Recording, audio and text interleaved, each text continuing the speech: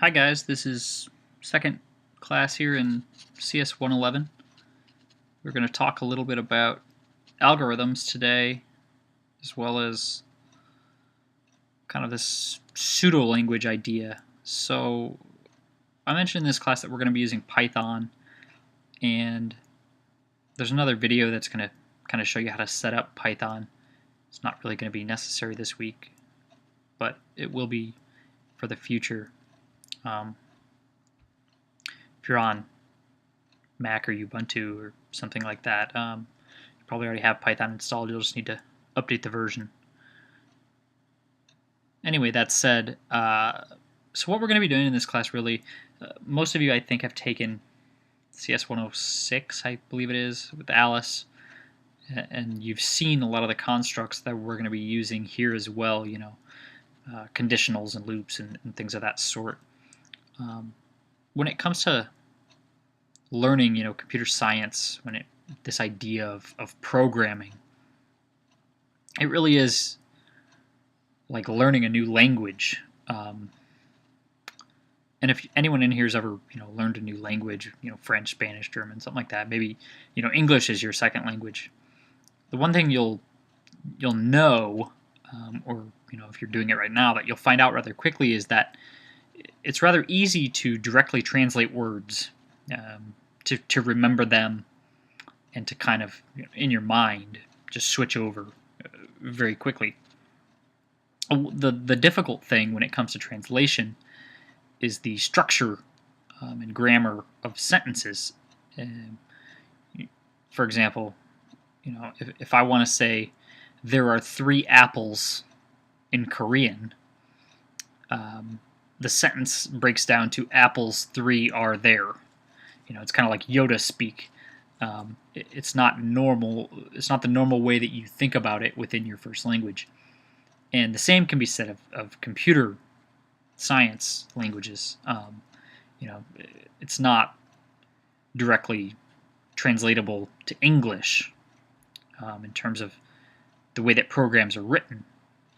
They kind of have their own structure, which kind of comes from the old way, this old hat way of how programs needed to be structured. In that, you had variables at the top, and then you had kind of constants and things like that, and then you kind of underneath that worked with them.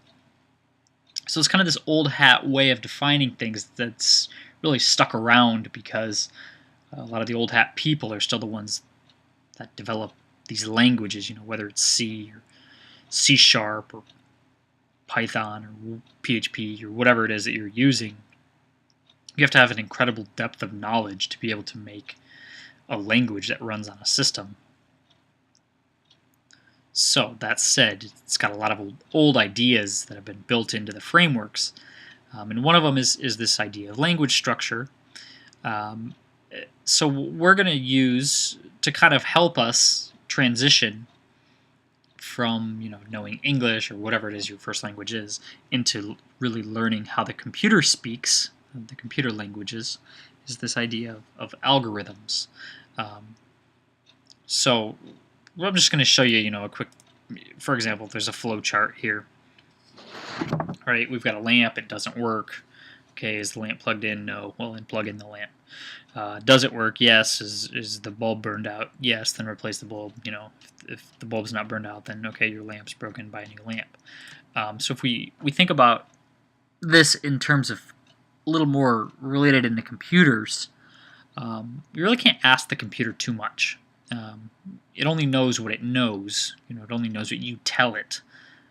Is the old line. Don't get mad at it. It's only doing what you tell it. So what we can do is we can ask it, based on some conditions that we've input, are these things true or false? So, if this condition is true, then do some stuff. Else, meaning, that it's not true, then do some other stuff. So the lamp doesn't work. If, the bulb is burned out, then buy a new lamp. Else, plug lamp in. So we can't say, anything really too in-depth when it comes to computers. Really a lot of true-false questions are kind of the only things that can be asked of it. So, a lot of times computer science is all about zeros and ones, that's kind of what it all breaks down to, this idea of true false. So, I can't very easily type into the computer, a question. That's why Google makes a lot of money, because they allow you to do that type of thing. I can't ask the computer, specifically, who's the president of the United States. The computer doesn't know that unless I've put it in there and told it. So that said, we're kind of going to have just a really simple algorithm language here, and we're just going to use 4 really basic commands. The first one is going to be compute. So we know that computers can compute things. So rather than going any more in depth than that, right? If I want to find how pi has been generated, I can just say compute pi, and we'll assume that when we write that code, when we get there, that we'll figure out what that actually means. But at this point, we just need to say, okay, well, we're going to be doing some computing. The computer's going to be doing some stuff. Maybe it's like a math problem that involves quadratic equation or something, right? We can just say compute it. Don't need to go any more in depth than that in our algorithms. So just say compute. The computer can save things. It can store things in memory. So for that, we can just say save. We don't really care how it happens. We just know that it does, and that we can then use that thing later. So kind of see that here in a second. Another thing computers can do is they can take input. So, me typing into a keyboard, or me moving my mouse, clicking my mouse, something like that. It's called input. So, as it says here, that can be numbers, letters, voice, pictures, whatever. They're all just referred to as input. So, if your program needs to take input, right, if your program needs to ask the user for something, then that is going to be called input within your algorithm. And then the last, really basic thing here that programs can do is output. If they couldn't output, they wouldn't be very useful.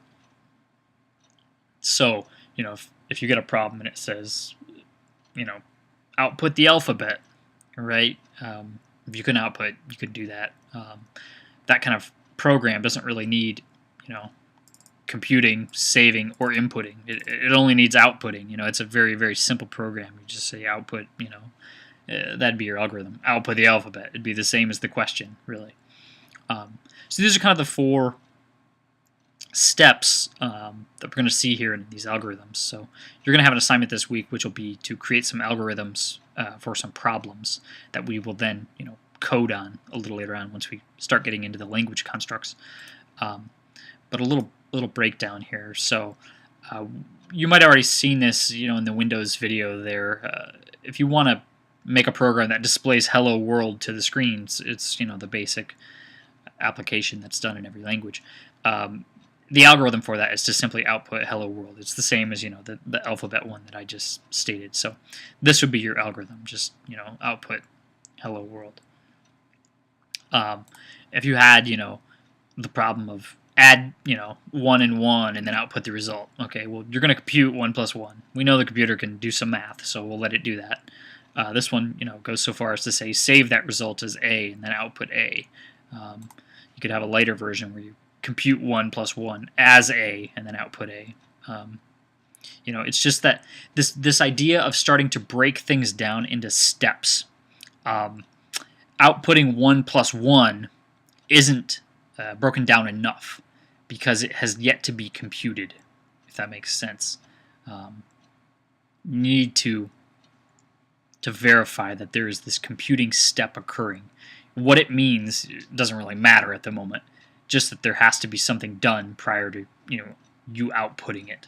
So here I'm basically just saying, okay, compute this thing, save it as A, then output whatever A is. And I just totally made up A. Just, on the spot, off the top of my head, I just said, let there be A, and there was A, if you've ever seen that in math. So if we take this problem and we make it a little more difficult, if I say add 2 numbers and display the result, when I say 2 numbers, what I mean is ask the user for 2 numbers, two dynamic numbers that every time this program runs can be different. The same as how a calculator works. A calculator doesn't say add 1 and 1 and output the result. A calculator says do whatever the user tells you and then display the result, which is basically what we've got here at a very, very simple level. So when I say add two numbers, I mean add two numbers from the user. Ask the user for two numbers, and then add them together, and then display them. So, we need to input the first number. I'm going to save that number as A. I'm going to input the second number. I'm going to save that second number as B. Then I'm going to compute A plus B. I'm going to save that result as C. Then I'm going to output C. So you can see that something very, very simple that you do in your mind incredibly easily. If I said, hey, add two numbers, 3 and 4, right? You mentally just say 7. You don't think about how that happens. But a computer needs to be told the steps to do everything. So it needs to be told, here's the first number, 3. Save that in your head as something. Here's the second number, 4. Save that in your head as something else. Okay, now add those two numbers that I just told you about, A and B. Okay, you've got that. It's 7. You know it's 7. Save that away now. And now come back and let me know what that is. Tell me what that is. So this outputting of C. Here's a light version of it. Input the first number as A, input the second number as B, compute A plus B as C, and output C. So really on these light versions, what you'll notice is we've kind of removed these save steps and just included them in these inputs and computes. We just changed input first number and save first number as A down to just input first number as A. It's just a little simpler to write it that way. It doesn't take as many steps to write out here on paper, but it means the same thing. So one last one here. Ask the user their name. Say hey. Give them a custom greeting. So we output what's your name, and then we get the input for that name. So if you want to ask the user a question, if we go back here, add two numbers and display the result, input the first number. Really, we could say output, give me the first number. Then we take input, and then we output, give me the second number. And then we take the input for the second number. That's more of how it would actually flow, in terms of a program. It needs to have a user interface that tells the user, give me this data, so that the user knows what they're entering. So for this one, we've got that. Ask the user their name. Okay, what's your name? We allow the user to input their name. We save that as name. And then with that, we give them this custom greeting of hey, plus their name. So this is not, any specific language. It's nothing, It's just me making this up. It's an algorithm. It's if you wanted to say, hey and name, that's totally fine. There's nothing set in stone here other than, we've got these outputs, these inputs, these saves, and these computes. This one doesn't even use a compute, it's just simply input and output. And saving, but like these can be different. Every one of these, written by a different person might be done differently, and that's the same with coding. So don't worry that about there being a right or a wrong with this. It's simply a means of getting your ideas down in a way that can be translated to computer code. So that said, the assignment for this week will be posted, and it's solely to make these algorithms. You're not trying to write code, you're not trying to do any of that, you're just simply trying to break down the questions that will be given to you into a very simple recipe, a very simple formula using these 4 key words, I guess, to make steps along the way. And you'll understand why once we start getting into programming and into the actual language in terms of how these things correlate. So that's all I've got for this week. Thanks.